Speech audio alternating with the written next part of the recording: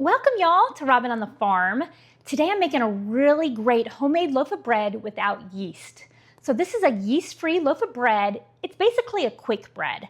So we're just gonna mix it all up, throw it in the oven to bake. There's no rise time. You can have this done in less than an hour. So this is a great loaf to know how to make, and it's great for sandwiches. I've heard from a lot of y'all that can't have yeast. So if you're in that boat, this is a great sandwich bread to try. Or some of y'all have said that you're a little bit intimidated to try the yeast breads. The yeast breads are easy, so don't be intimidated by them. But if you are, give this one a try, get comfortable with it, and then move on to those yeast breads. So super simple, really easy to make, and really, really delicious. Now before you get mixing, make sure you go ahead and get your oven preheated to 350 degrees. If you don't do that, this bread is so fast to mix together, you're gonna be waiting on your oven to preheat. So 350 degrees. Now I'm gonna get started with some flour. I'm gonna use all-purpose flour. You can use bread flour, but we're not gonna be doing any kneading or anything like that, so you're not gonna be developing gluten. So all-purpose flour is great, and it's a little bit cheaper these days, so just use all-purpose flour. I'm gonna use 3 cups. Now I'm gonna leave the printable recipe down in the description. If you'd rather bake in grams, then I will leave this recipe down in grams too, but I'm gonna be baking in cups and spoons today.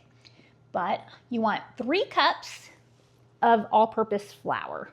Now I buy my flour in bulk, and then I either put it in big 5-gallon buckets or I put it in these nice little Cambro containers. Just makes it really easy just to grab it out of the pantry. So 3 cups all-purpose flour right on into your big mixing bowl. Now because this bread doesn't have any yeast in it to help it rise, we have to use different kind of leavening agents. In this bread, we're gonna use some baking powder and some baking soda, and that'll help our bread to rise without any yeast. So I'm gonna use 2 teaspoons of baking powder. Just gonna put that right on in there with my flour. So 2 teaspoons, and I'm also gonna use a 1/2 teaspoon of baking soda. Make sure you don't get confused between the two because it does make a big difference. 2 teaspoons baking powder, 1/2 teaspoon baking soda, just right on in there together. And next we want some salt. You want 1 teaspoon of salt. I really love this Redmond's Real Salt. This is an ancient fine sea salt from North America, but you can use any kind of salt that you want.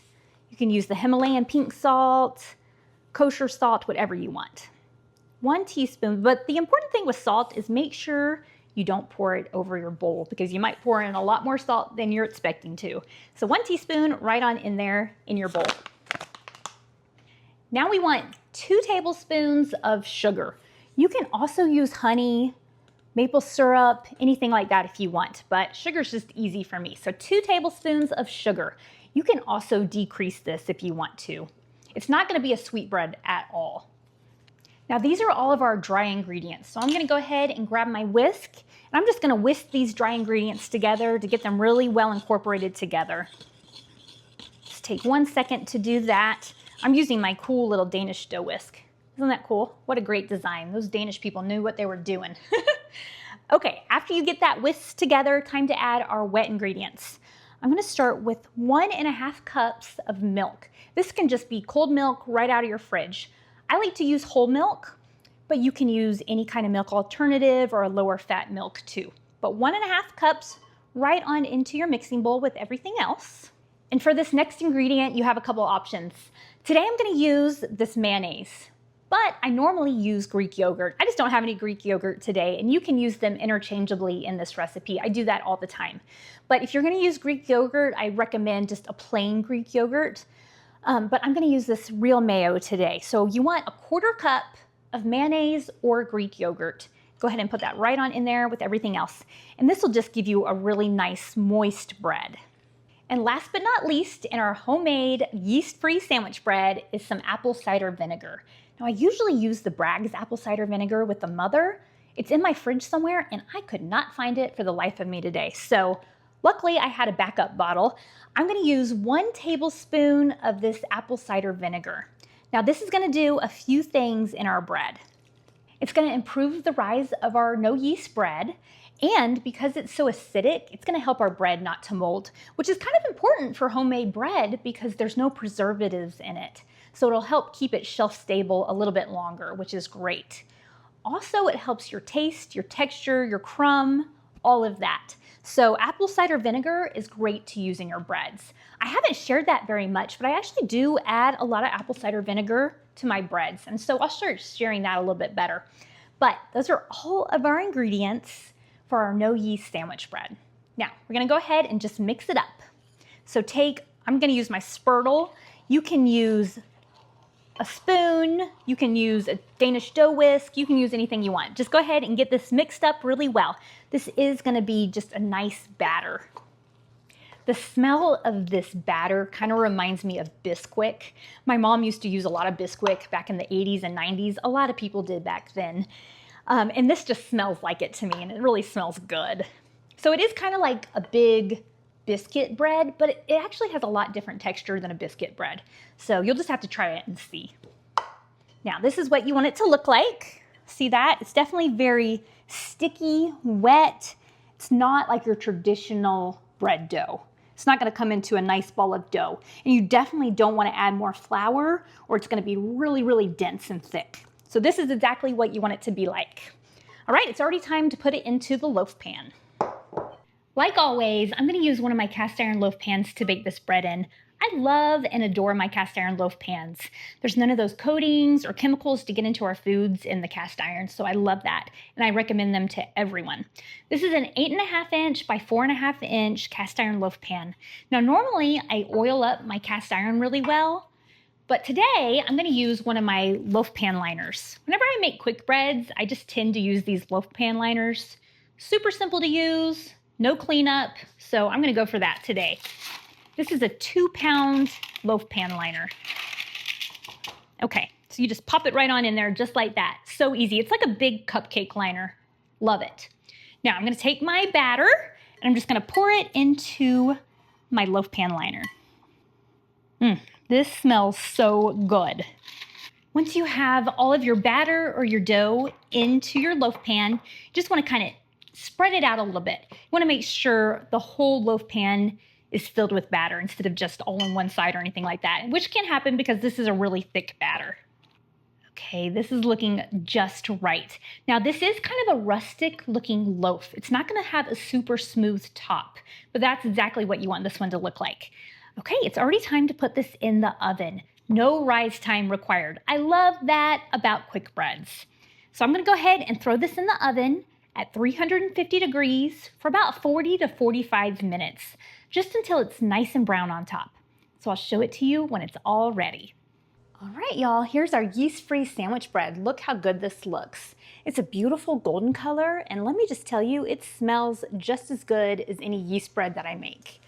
All right, I just turned it out of the loaf pan, and it even came out of the liner so easily. Look at that. So here's the liner.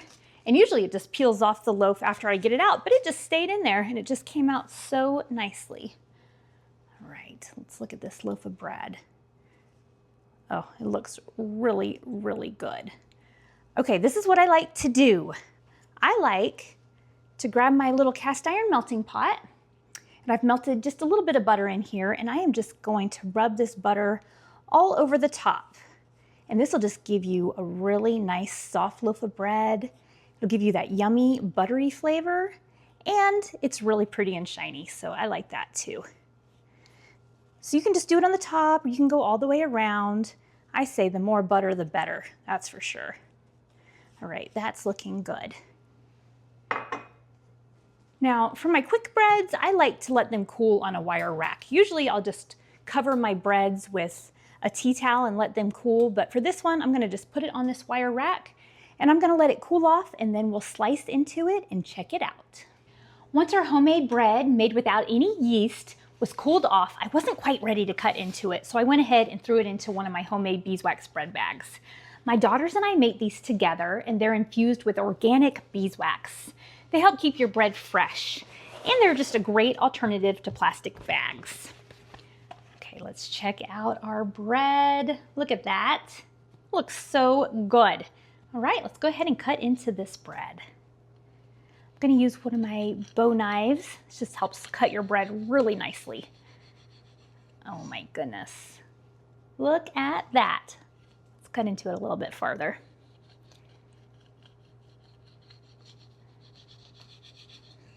What a nice loaf of bread. It is soft, it's moist. I can already tell just by touching it. And it's not anything like a hard biscuit. It is definitely moist and soft and a great alternative to yeast bread. It really is. This is going to work great for sandwiches, great for toast, great for anything that you would use a typical yeasted bread for. Look at that. It is nice and soft because we put the butter on top. Ooh, this is going to be some good eating right here.